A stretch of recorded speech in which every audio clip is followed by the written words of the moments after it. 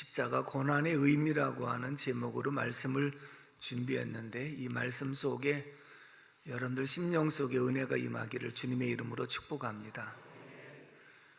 어린아이들이 성장하면서 처음에는 부모의 속을 많이 썩이지만 좀 철이 들면 그때부터는 속을 덜 썩이고 그래도 순종도 하고 또 부모를 공경하는 그런 마음을 갖게 됩니다. 철이 들었다는 말은 부모의 은덕을 조금 안다는 것이고, 부모의 심정을 헤아리면서 내가 이제는 부모의 말씀에 순종하고 공경해야 되겠다 하는 그런 마음으로 바꾸어진 모습을 보게 됩니다.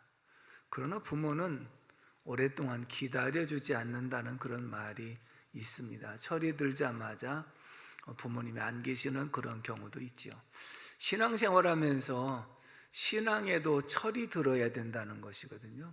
오랫동안 교회 다니면서도 신앙에 철이 안 들면 그냥 왔다 갔다 하는 교인일 수밖에 없지만, 신앙에 철이 들고 나면 그때부터 본격적으로 주님을 섬기는 그러한 모습을 볼 수가 있지요. 어제 결혼식장 갔다 오면서 우리 같이 극동방송을 듣는데 87 되신 집사님이 성구를 암송을 하는데 한 400구절 정도를 암송한답니다. 근데 자꾸 잊어버리니까 지금 200구절은 40분 정도 쉬지 않고 암송할 수 있다. 그 일찍부터 예수를 믿으셨는가? 61살에 예수를 믿으셨는데 처음에는 아무것도 몰랐지만 찬송을 부르고 찬송하는데 그게 눈물이 나면서 이제 주님을 만나는 체험을 하신 거예요.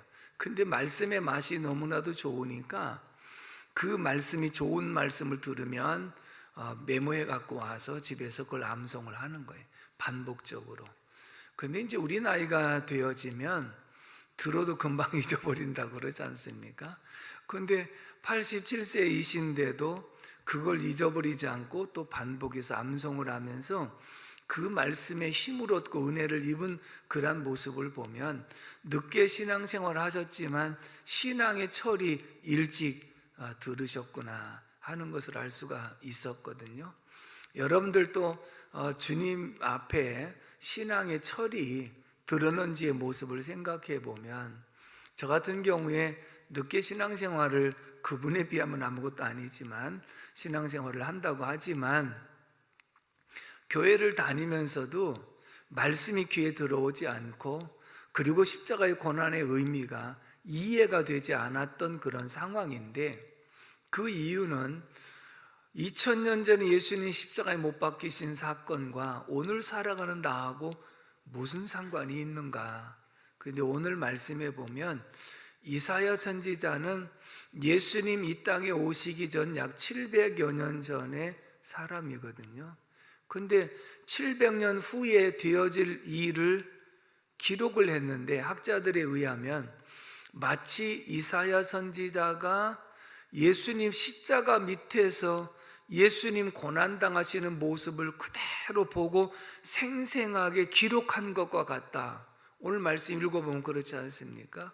근데 그 이유가 무엇이냐면 성령의 감동으로 기록된 말씀이기 때문에 이렇게 기록하고 있는 줄로 믿습니다. 그렇다면 이사야 선지자는 700년 후에 일어날 일을 미리 바라보고 믿었다고 한다면, 2000년 전에 예수님의 십자가는 오늘 나와 상관이 없는 것 같지만 하나님의 언약이기 때문에, 인류의 두 번째 조상이신 예수 그리스도를 대표로 세워 맺은 언약이기 때문에 우리에게 해당되는 줄로 믿습니다. 근데 아무리 이렇게 말을 해도 본인이 직접 경험하지 아니하면 잘 이해가 안 되는 그런 부분이잖아요. 저도 이해가 안 되던 그런 상황 속에서 성구 영신 예배에 주님이 찾아와 주셔서 십자가를 통하여 이것이 너를 위해서 지은 나의 십자가 아니라 너무나도 깜짝 놀란 거예요. 나하고 상관이 없다고 했었는데 이 십자가가 너를 위해서 지은 나의 십자가 아니라. 그래서 그 밤에 중생을 경험하고 이 십자가의 은혜와 십자가의 사랑을 깨닫고 주님을 만나 중생을 체험하고, 그리고 난 다음에 변화가 일어났는데, 어떤 변화가? 먼저 내 눈에 있는 비늘이 벗겨지면서 영안이 열려져서 하나님 말씀을 보게 하고, 그 전까지만 해도 깨닫지 못하고 알지 못했던 이 말씀이 구절구절마다 아멘 아멘이 되어지고 깨달아진 줄로 믿습니다. 그리고 그 다음부터 설교가 귀에 쏙쏙 들어오면서 모든 말씀이 믿어지기 시작을 하고, 그 다음에 모든 것이 새로워졌어요. 은혜를 받고 나니 사람들도 새로워 보이고 모든 환경도 새로워 보이고 모든 것이 바로 은혜롭게 보여진 이 사건이 바로 주님을 만난 사건이고, 그 이후에 고난의 의미, 십자가만 바라봐도, 십자가만 생각해도 가슴이 뭉클하고, 그리고 눈물이 나고 감사하는 이런 마음으로 이어진 모습을 볼 때, 그것이 신앙의 철이 든 그런 모습이 아니었는가라고 하는 생각을 하게 됩니다. 그 이후에 성찬식에 참여할 때 예수님의 몸을 상징하는 떡을 우리가 먹을 때 그 떡을 입에 넣고 감히 씹을 수가 없어서 그냥 녹여서, 주님 나 위해서 대신 십자가에서 찢기신 그 몸을 내가 그 몸 때문에 오늘 제사함을 받았습니다. 주님 감사합니다. 이런 마음이 항상 있었고, 그리고 포도주를 입에 머금고, 그러면서 나 위해서 대신 십자가에서 피 흘려주신 그 은총을 생각할 때 성찬 때마다 눈물이 범벅이 되었고 감사와 감격이 항상 있었거든요. 예수님께서 이 성찬식을 내가 다시 올 때까지 행하여 기념하라 라고 말씀하신 이유는 그 은혜를 잊지 말고 기억하고 항상 은혜 안에 거할 수 있도록 하라고 하는 하나님의 뜻인 줄로 믿습니다. 지금은 제가 성찬을 집례하다 보니 저 혼자만 음미하고 있을 수 있는 시간이 없기 때문에 그 은혜가 내가 혼자 성찬을 받아서 예식을 행할 때보다는 그런 은혜가 분명히 약해진 것 사실이지만, 그러나 이 마음속에는 항상 십자가의 은혜와 사랑은 변함없이 있는 줄로 믿습니다. 여러분 오늘 성찬 예식을 거행하면서 여러분들 마음속에 주님이 주시는 십자가의 은혜와 사랑이 항상 늘 머물러 있기를 주님의 이름으로 축복합니다. 오늘 이 말씀이 메시아에 대한 예언의 말씀인데, 예수님의 신분 가운데는 두 가지가 있습니다. 하나는 따라서 합시다. 비하의 신분, 승귀의 신분. 신학적인 용어인데요, 비하의 신분은 예수님의 낮아지시는 신분, 승귀의 신분은 예수님의 높아지심에 대한 신분을 말하고 있거든요.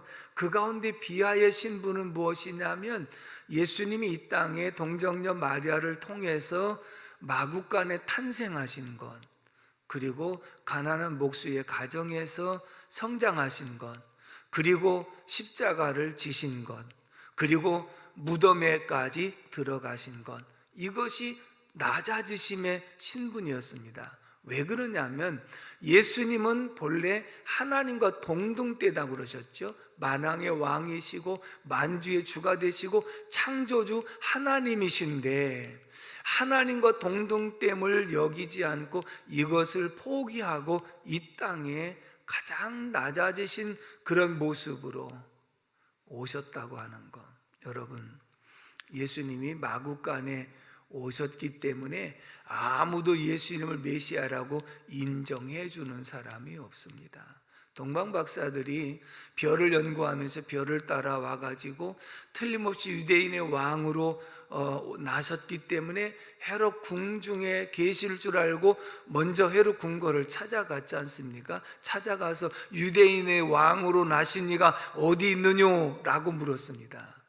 헤롯 궁에서 예루살렘이 온통 뒤집어지고 소동이 일어난 것은 어디 왕이 났느냐 하는 것이죠. 그런데 만약 예수님께서 헤롯 궁에서 탄생을 하시고 그리고 교육도 받으시고 그리고 어떤 무장도 갖추시고 이렇게 씩씩한 그런 모습으로 그리고 권세 있는 모습으로 성장하셨다면 누가 보더라도 야, 우리가 기대하던 메시아구나 라고 생각하고 따를 수 있었을 것입니다. 그런데 예수님은 어떻게 가난한 목수의 집에서 마구간에서 탄생하시고 성장하시는 이런 모습을 볼 때 아무에게도 드러나지 않는 그러한 모습을 보게 된다. 그래서 첫 번째 예수님 종의 모습을 2절에서 보겠습니다. 2절 말씀 읽어봅니다. 시작. 그는 주 안에서 자라나기를 연한 순 같고 마른 땅에서 나온 뿌리 같아서 고운 모양도 없고 풍채도 없은즉 우리가 보기에 흠모할 만한 아름다운 것이 없도다. 종의 모습입니다. 연한 순 같지요. 마른 땅에서 나온 뿌리 같지요. 고운 모양도 없지요. 풍채도 없죠. 우리가 보기에 흠모할 만한 아름다운 것이 아무것도 없어요. 무슨 메시아로서의 모습이 아무것도 없어요. 무슨 메시아가 만왕의 왕이신데 마구간에서 오십니까? 그리고 가난한 집에서 쫓겨다니면서 사십니까? 그리고 드디어 메시아라고 공생애를 시작을 하셨는데 이적을 행할 때는 많은 사람들이 따라다녔지만 점진적으로 예수를 십자가에 못 박으라고 배신하는 사람들, 그리고 십자가 밑에서는 궁극적으로 예수님을 따라다녔던 제자들마저 뿔뿔이 흩어지고 배신하고 도망을 가고 결국은 십자가에 혼자 달리신 이러한 모습을 볼 때 아무도 메시아라고 인정해 주지 않고 볼품이 없는 이러한 모습이었다. 왜 그랬을까? 예수님께서 이 땅에 오신 목적은 섬김을 받으려 하심이 아니라 도리어 섬기려 하고 자기 목숨까지 주려 하심이었다라고 말씀을 하고 있으며, 예수님이 의인을 부르러 오신 것이 아니라 죄인을 부르러 오셨기 때문에 죄인같이 되셔서 항상 낮은 자의 모습을 가지고 생활을 하셨기 때문에 아무도 메시아로서 인정을 하지 않았다고 하는 것입니다.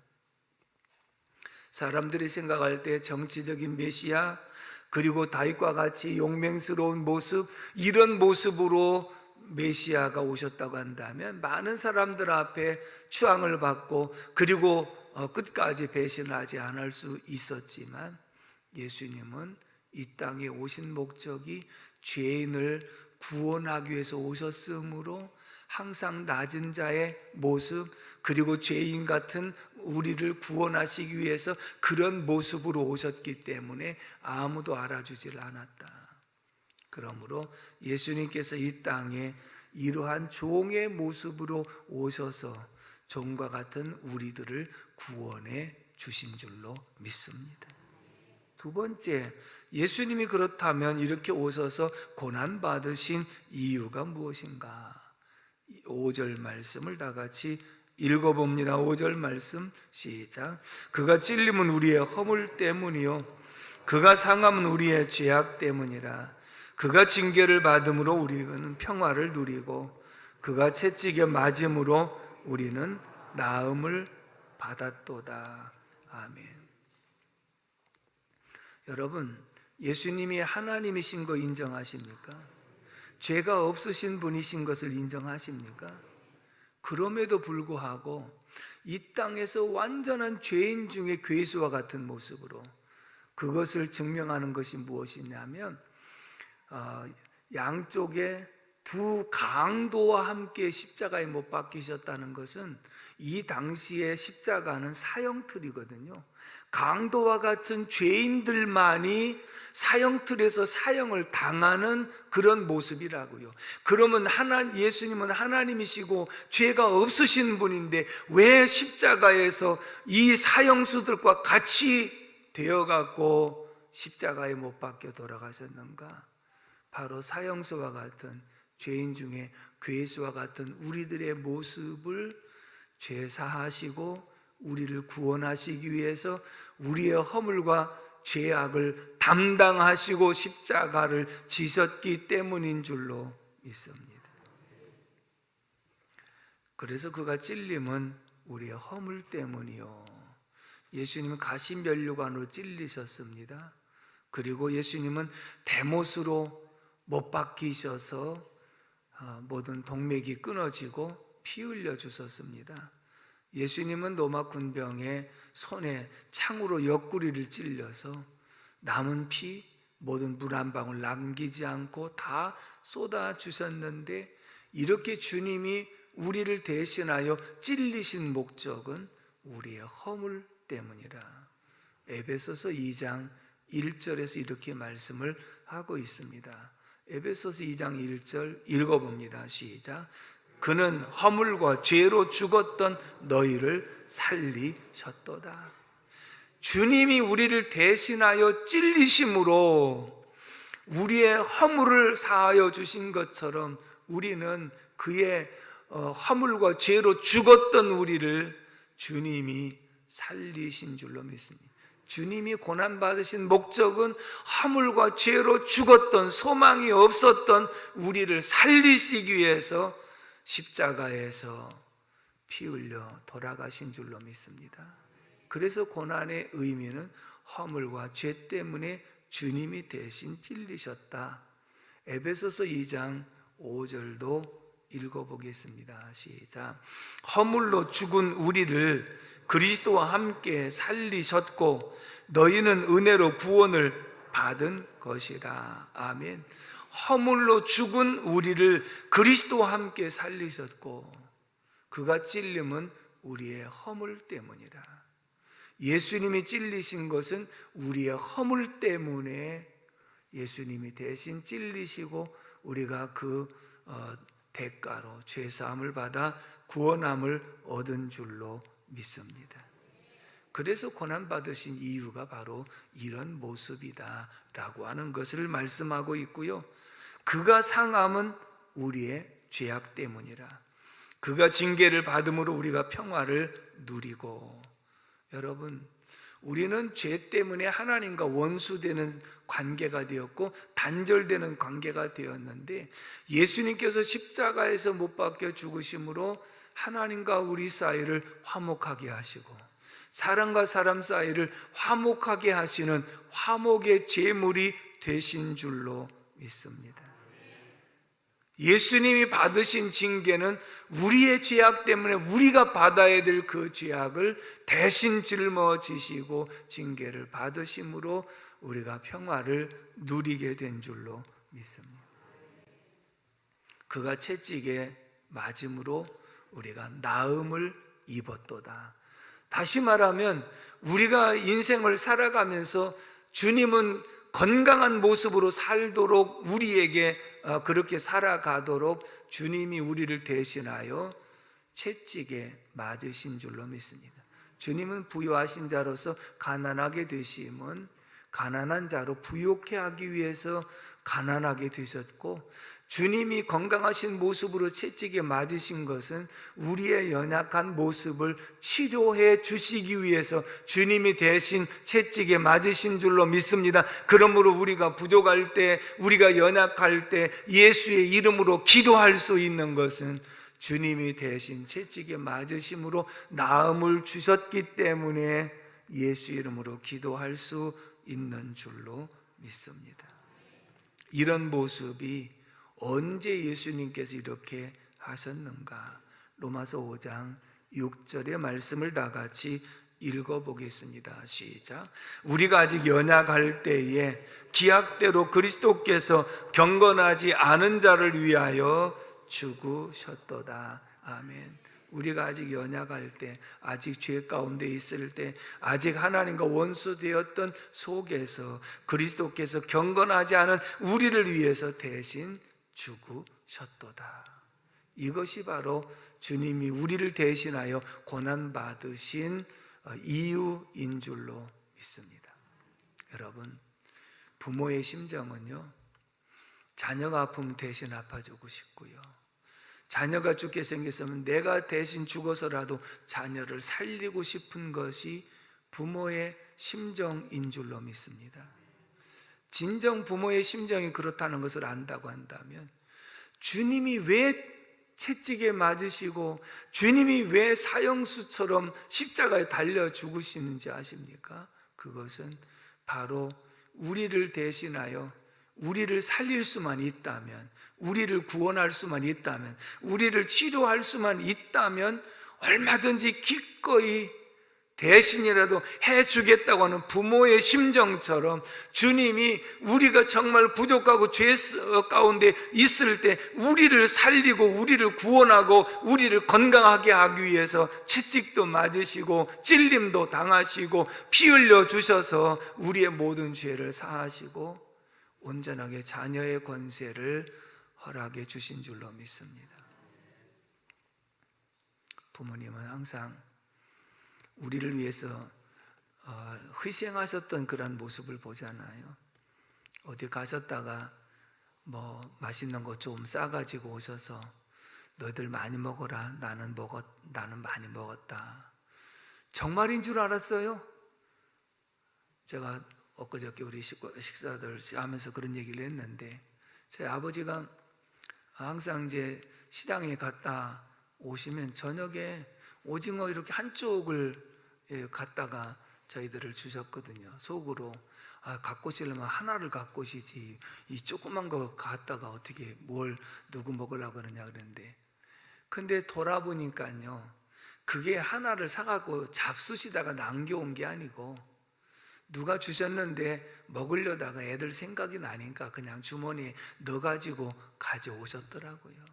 근데 우리는 어렸을 때는 깨닫지 못할 때는 밖에서 많이 잡수시고 그 조금 남겨갖고 오셨는가 보다, 밖에서 어머니가 많이 잡수시고 우리 보고 와서 너희들 많이 먹어라, 나는 많이 먹었다, 이렇게 말씀하신가 생각을 했는데, 돌아보면 우리 때문에 못 잡수시고 우리 때문에 안 잡수시고 우리 때문에 희생하시면서 우리를 그래도 남부럽지 않게 살게 하려고 하셨던 이 사랑, 여러분, 주님이 십자가에 달리실 때 아무도 응원하지 않았습니다.